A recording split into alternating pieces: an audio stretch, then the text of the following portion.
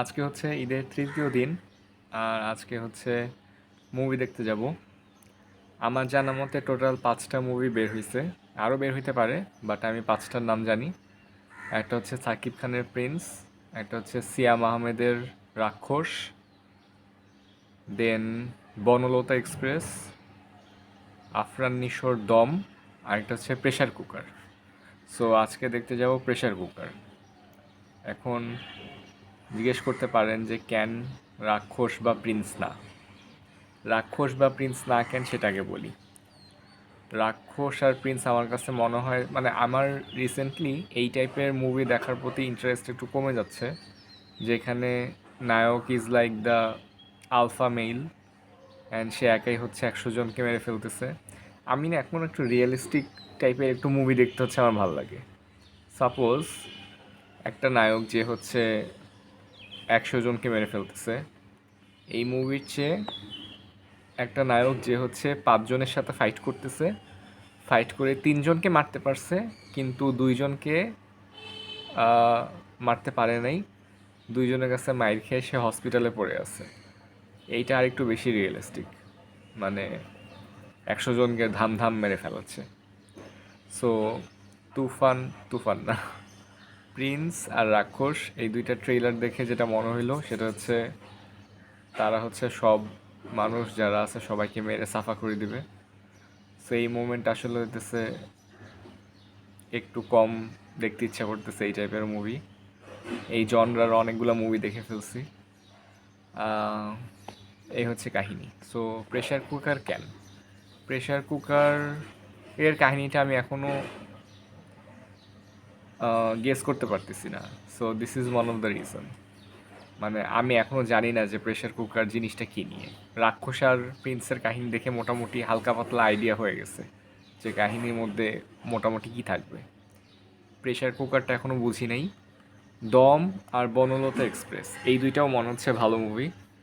দমের টিকিট পাই নাই। আর বনলতা এক্সপ্রেস সেটা হইতেছে সামনে দেখার ইচ্ছা আছে, দমটাও দেখার ইচ্ছা আছে। সো এই হচ্ছে কাহিনী। আর আজকে হচ্ছে একটু ভালোই ঠান্ডা লাগতেছে। রাতের বেলা ফ্যান ছাড়ছিলাম, মাঝ মাঝরাতে ফ্যান অফ করে দিছি। ভালোই ঠান্ডা পড়তেছে। সো ইয়া, দেখি কেমন লাগে। সো প্রেশার কুকার মুভিটা দেখে আসছি। এর আগের ভিডিওটা বানিয়েছিলাম হচ্ছে মুভি দেখতে যাওয়ার আগে, আর আজকে হচ্ছে মুভি দেখার পরের পরের দিন, মানে অলরেডি 2 দিন পার হয়ে গেছে। সো এটা হচ্ছে মুভিটা একটু বড়, 3 ঘন্টার মুভি। ইটস নট এ মানে গেলাম চলে আসলাম ওই টাইপের মুভি না। ভালোই টাইম লাগবে। কারো যদি হচ্ছে বড় মুভি দেখতে ভালো না লাগে তাইলে তারা হচ্ছে এই মুভিটা স্কিপ করতে পারেন। এছাড়া মুভিটা হচ্ছে একটা, হাউ ডু আই সে, একটা কানেকশন বেসড মুভি বেসিক্যালি। মানে হচ্ছে সাপোজ এইখানে একটা গল্প হচ্ছে, আবার সামনের বাসায় আরেকটা গল্প হচ্ছে, মানে কিছু একটা হচ্ছে, আবার ধানমন্ডিতে আরেকটা গল্প হচ্ছে। সেই সবগুলা কাহিনী হচ্ছে, গল্পগুলো হইতেছে কোনো না কোনোভাবে হচ্ছে একটা টাইমে গিয়ে কানেক্টেড হবে। সো দ্যাটস ওয়াই আমি বললাম যে এটা একটা কানেকশন টাইপের মুভি। মুভিটা আমার কাছে বেশ ভালো লাগছে। আহ, আমার এই টাইপ মুভি দেখতে ভালো লাগে যেটা হচ্ছে একটু রিয়েলিস্টিক, যেটাতে হচ্ছে নায়ক একাই 100 জনকে মেরে ফেলবে না, যেটাতে হচ্ছে রিয়েল লাইফ প্রবলেম থাকবে, স্ট্রাগল থাকবে। সেইখানে হচ্ছে আমাদের যে রায়হান রাফি ডাইরেক্টর, সে হচ্ছে অনেকগুলা চ্যাপ্টার ওয়াইজ মুভিটাকে ভাগ করছে। লাইক একটা চ্যাপ্টারে হচ্ছে লাভ রিলেটেড জিনিসপাতি দেখাইছে, একটা চ্যাপ্টারে বিট্রেয়াল দেখাইছে, একটা চ্যাপ্টারে রাইজ দেখাইছে। অ্যান্ড মজার ব্যাপার হচ্ছে প্রত্যেকটা চ্যাপ্টারের নাম হচ্ছে তার আগের কোনো একটা মুভির নাম দিয়ে হচ্ছে কার্ডগুলা শো করছে। লাইক যখন হচ্ছে সুড়ঙ্গ দেখাইছে তখন ওইটা নিচে ছিল সুড়ঙ্গ দ্য বিট্রেয়াল, ঠিক আছে? সো এরকম আমার কাছে এই কনসেপ্টটা ভালোই লাগছে। মুভিটার প্রথম থেকে শেষ পর্যন্ত আমার কাছে মনে হয়েছে যে ইট ওয়াজ এনগেজিং, কারণ প্রত্যেক মোমেন্টেই এমন সব কাহিনী হচ্ছিল বা হইতে যাইতেছে যে এটা হচ্ছে আমি অ্যান্টিসিপেট আগে থেকে করতে পারতেছি না, মানে এর পরের সিনে কী হবে আই ডোন্ট নো, ঠিক আছে? সো এই টাইপের মুভি ভালো লাগে আমার। সো এই ছিল আমার এই প্রেশার কুকার নিয়ে 2 cents. To be honest, pressure কুকারের নাম হচ্ছে আমি ঈদের দিনের আগে পর্যন্ত জানতাম না।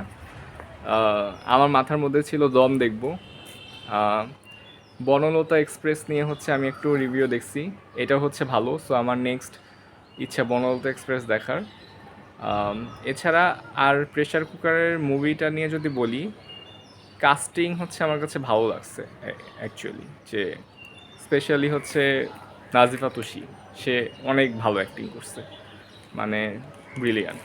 মানে সে তার আগে আরেকটা মুভি দেখছিলাম হাওয়া, that was really good, and now pressure cooker, it's also good. So যারা হইতেছে চাইতেছেন দেখতে, যারা হচ্ছে যাদের মনে হচ্ছে মুভি মানেই মারামারি, তারা হইতেছে মুভিটা তাদের জন্য এই মুভি না। এই মুভিটা হইতেছে তাদের জন্য যারা হচ্ছে একটু কাহিনী খুঁজতে চান, যারা হচ্ছে একটু রিয়েল লাইফের সাথে কানেকশন খুঁজতে চান, তাদের জন্য এই movie. So yeah, that's my 2 cents. I'll be seeing you guys in my next video কালকে সকাল 9টায়. Till then, everyone, take care.